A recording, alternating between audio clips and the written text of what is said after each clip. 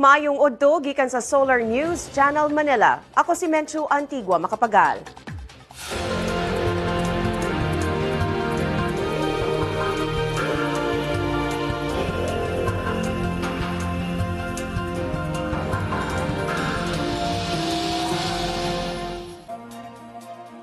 Gibuhian na sa BIFF ang 15 ka mga bihag ni ini atol sa engkwentro sa kasundaluhan kagahapon sa Midsayap, North Cotabato. Misa ka na sa 19 ang patay sa Zambales human giigo og habagat sukad ni adtong Domingo. Nakasibat na gikan sa Davao City ang duha ka suspect sa pagpamumba sa syudad ni adtong miaging semana. Og tapuso na ugma sa Philippine Coast Guard ang pagsuyop sa nahabiling lana sulod sa nalunod nga MV St. Thomas Aquinas sa kadagatan sa Talisay City, Cebu. 20 ka tawo na ang patay sa Zambales human kini giigo sa habagat sukad pa ni adtong Domingo. Sigon sa Office of Civil Defense sa Region 3, lakip sa 20 ka tawo ang 18 nga namatay tungod sa pagdahili sa yuta sa duha ka barangay sa Zambales, Barangay San Isidro ug Barangay Wawandue sa Subic. Mga 200 na kapamilya ang apektado sa pagbaha. Gibana-bana sa local government sa Subic nga mikabat sa sobra sa 100 million pesos ang danyo sa infrastructure ug agriculture sa lugar. Mikabat na sa sobra 100,000 ang apektado sa pag-igo sa bagyong Odette ug habagat sa nasod. Base sa National Disaster Risk Reduction and Management Council, sobra na 10% sa ihap ang nagpuyo sa nagkalain-laing evacuation centers. Hinuon gibutyag sa NDRRMC nga hinay-hinay nang miubos ang pagbaha sa mga apektadong lugar. Padayon ang search and retrieval operation sa dili menos na 10 ka taong nawala sa Subic, lakip ang usa ka pamilya kansang balay nalubong sa yuta tungod sa landslide. Matod ni NDRRMC Executive Director Ed Del Rosario, labing apektado ang Zambales. Una nang giila nga danger zone sa landslide ang lugar. Himuon ang mga post-disaster assessment aron sutaon ang hinungdan sa landslide. Usa na sab ka sundalo ang namatay atol sa padayong kagubot sa Zamboanga City sa pagsulod sa krisis sa ikatulong semana. Patay si Scout Ranger 2nd Lieutenant Florencio Micael Meneses. 13 na kasundalo, 3 ka pulis ug 103 ka mga sakop sa MNLF ang namatay tungod sa padayong engkwentro sa Zamboanga City. Wala pay labot ni ining ihap ang mga sibilyan.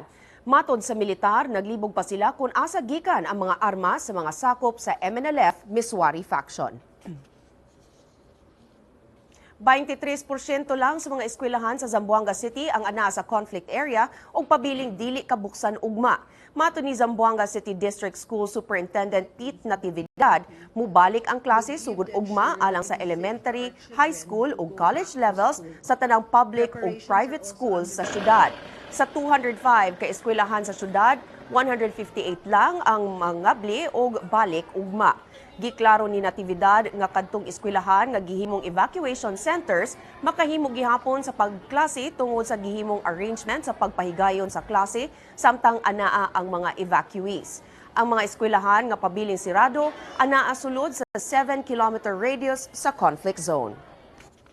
Padayong misaka ang ihap sa mga evacuees tungod sa kagubot sa Zamboanga City.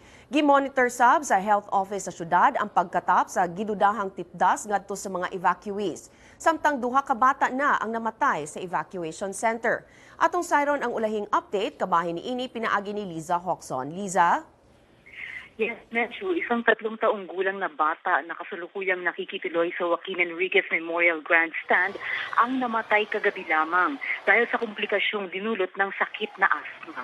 Kinilala ni Zamboanga City Health Officer Dr. Rodel Agbulos ang biktima bilang si Rain Bellarmino ng Barangay Santa Catalina, isa sa mga evacuees na tumuloy sa evacuation center sa kasagsagan ng laban ng gobyerno kontra mga puwersa ng MNLF. Si Bellarmino ang pangatlong evacuee na namatay sa Joaquin Enriquez Memorial Grandstand dahil na rin sa sakit. Matatandaang nung isang linggo, isang sanggol na badyaw ang namatay dahil sa dehydration. Samantalang isang matanda naman ang namatay noong isa ring linggo dahil sa myocardial infarction. Samantala, binabantayan ngayon ng health officials sa grandstand ang maaaring pagkalat ng sakit na measles sa mga evacuees. Ayon na rin sa mga opisyal ng Department of Health sa lugar, nagpadala na sila ng mga laboratory samples mula sa mga hinihinalang mga biktima sa Research Institute for Tropical Medicine sa Alabang, Muntinlupa upang masiguro kung measles nga ang sakit na kumakalat sa mga evacuees.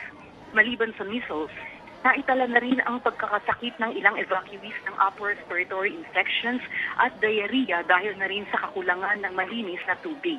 Kasalukuyang tinutugunan ng mga health officials ang problema sa sanitasyon at pagkain upang mapigilan pa ang pagkalat ng ibang sakit. Mention? Daghang salamat, Liza Hoxon, reporting gikan Zamboanga City. Gitakdang ihatod karong adlaw sa C-130 plane sa Philippine Air Force sa mga relief goods nga natigom sa Xavier University dito sa Cagayan de Oro City alang sa mga evacuees sa Zamboanga City. Gawa sa mga relief items, miabot sab ang cash donations haduol sa 250,000 pesos. Ang mga relief items gipaagi sa Kristohanon Katilingban sa pagpakabana nga maoy social involvement arm sa Xavier University. Gipasangin lang nangawat gikan sa usa ka balay ang upat ka sundalo sa Philippine Army. Gitahon ni Zamboanga City Councilor BG Gingona nga nawagtangan siya og mga kabtangan sulod sa ilang panimalay sa Martha Drive. Kini human misulong ang mga sundalo sa lugar. Daling nangayo og pasaylo ang mga opisyal sa militar. Matod sa militar, kalapasan sa ilang mga lagda ang maong insidente sa pagpangawat. Gitanggong karon sa Western Mindanao Command ang mga sundalong giingong nalambigit sa pagpangawat. We apologize for what happened. Rest assured that the acts of four individuals does not reflect the whole organization of the Armed Forces of the Philippines, and most especially does not reflect the very soldiers who are giving their lives fighting here. Sa among pagbalik, tapuso na ugma sa Philippine Coast Guard ang pagsuyop sa nahabiling lana sulod sa nalunod nga barko sa kadagatan sa Talisay City, Cebu. Ang detalye sa pagbalik sa Solar News Cebuano.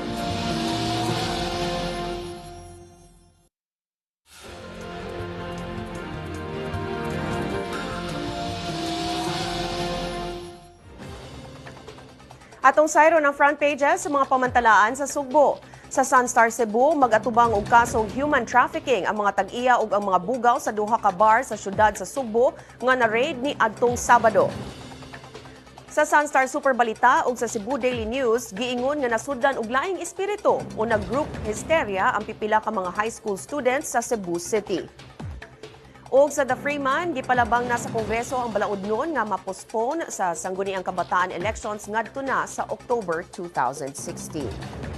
Tapuson ugma ang pagsuyop sa nahabiling lana sulod sa nalunod nga MV St. Thomas Aquinas dito sa kadagatan sa Talisay City, Cebu. Si Justin Vestil sa detalye. Justin? Yes, Mencho, matod sa mga opisyales sa Philippine Coast Guard sa petsa 28 pa o takahong bulana, tapuson ng pagsuyop sa nabiling lana gikan sa lunod nga barko apan mas maayo kini paghuman tungod kay daghang na ang lana nga nakuha gikan sa mga dagkong compartments sa barko. Matod ni Coast Guard Station Cebu Commander Weniel Ascona, ang Malayan Towage Firm nakasuyop na og 4,000 liters ka bunker oil gikan sa 11 ka tangke o compartment sa MV St. Thomas Aquinas. Human masuyop ang tanang lana ugma, dugang duha ka adlaw gikinahanglan sa Malayan Towage aron makuha ang barko gikan sa dapit nga nalunuran. Ang MV St. Thomas Aquinas adunay karga nga 100,000 liters ka bunker fuel og 40,000 liters nga diesel o lube oil diyang gibanggaan sa cargo vessel MV Sulpicio Express 7 niadtong Agosto 16. Pipila ka litro sa lana mimugna og oil spill sa mga lungsod sa Cordova ug ubang dapit sa amihan ng Sugbo. 116 ka pasahero namatay samtang 21 ka pasahero ang missing sa pagkalunod sa barko. Ug mahinuon ang paglubong sa lawa sa mga biktima nga pabiling wala mailhi sulod sa Carreta Cemetery. Mencho. Daghang salamat sa atong correspondent sa Cebu City, Justin Vestil. Sa lalawigan sa Leyte, gitaho sa mga election officers ang presensya sa mga armadong tao kinsa posibleng makasamok sa pagpangandam sa barangay elections sunod bulan. Si Wilmark Amazonas sa detalye. Wilmark?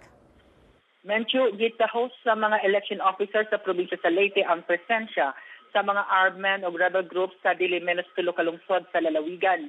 Sa gihimong election briefing dinhi sa Tacloban City, gibutyag ni MacArthur Leyte election officer Bendito Diaz Calban ang giingong riding in tandem group nga naglibot-libot sa lungsod og nakapatay na og mga mulupyo. Mato ni Galban sa nila semana Sunod-sunod ang pangpamusil sa lungsod. Nanawagan si Galban sa otoridad pagsulbad ni ini tungod kay makaapekto kini sa pagpahigayon sa resulta sa barangay eleksyon sunod bulan. Gawa sa lungsod sa MacArthur, gitaw sab ang presensya sa mga armadong tao sa lungsod sa Bilyaba, samtang sa lungsod sa Mahaplag, giingong adunay rebel groups. Ang AFP mipasalig na kontrolado nila ang sitwasyon sa duha ka lungsod og na-monitor ang armadong mga tao. Si Leyte Provincial Police Office Director Police Senior Superintendent Brigadier Unay miingon nga ilan ang gisusi ang gi-report sa mga election officers. Sa May 2013 national and local election, giisip sa PNP o AFE ang 78 barangay sa 11 ka lungsod sa probinsya nga high risk. Subling mag-abot ang COMELEC o PNP sunod semana arog ilhon ang mga barangay nga pag-ilhong high risk atol sa barangay election. Menchu. Daghang salamat, Wilmark Amazona. Haniya na ang front pages sa mga pamantalaan sa Mindanao. Sa Sunstar Davao, gibutyag sa kapulisan nga natrap lang sa usa ka eskwelahan ng mga residente sa Midsayap, North Cotabato nga giingong gi-hostage sa mga sakop sa BIFF kagahapon. Sa Bandera, Mindanao, 15 ka mga residente ang giingong gihimong human shield sa mga sakop sa BIFF sa Midsayap, North Cotabato kagahapon. Sa Mindanao Daily, Northern Mindanao, 5 ang patay sa pinusilay tali sa militar o sa mga sakop sa New People's Army sa Balingasag, Misamis Oriental. Sa Mindanao Daily, Western Mindanao, lakip sa nasunugan og balay ang mismong usa ka reporter nga nag-cover sa usa ka sunog atol sa padayong kagubot sa Zamboanga City. Sa Mindanao Daily, Caraga, gisaway sa Commission on Human Rights Caraga ang paggamit og landmine sa mga sakop sa New People's Army sa Agusan del Sur. Og sa Mindanao Daily Davao, nanawagan ang pipila ka grupo sa Davao del Norte sa pagwagtang sa pork barrel o sa pagbabag sa pag-privatize sa mga serbisyo sa gobyerno. Dunay mga namakwit nga mga mulupyo sa Balingasag, Misamis Oriental nunod sa pag-atake sa Army Detachment. Si Cheng Ordonez sa detalye. Cheng? Yes, Menchu.